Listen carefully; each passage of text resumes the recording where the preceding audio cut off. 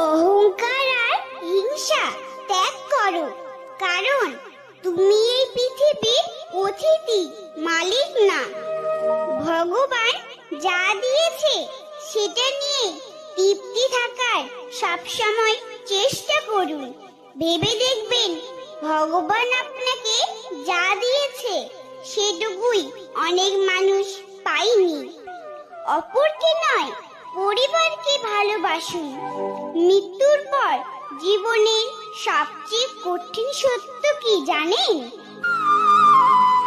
স্ত্রী সাথ দেবে বাড়ির চৌকাঠ পর্যন্ত, সমাজ সাথ দেবে শ্মশান পর্যন্ত, পুত্র সাথ দেবে আপনাকে অগ্নি দান করা পর্যন্ত। আপনার সাথে যদি কিছু যায় সেটা শুধুমাত্র আপনার কর্ম। রাধে রাধে।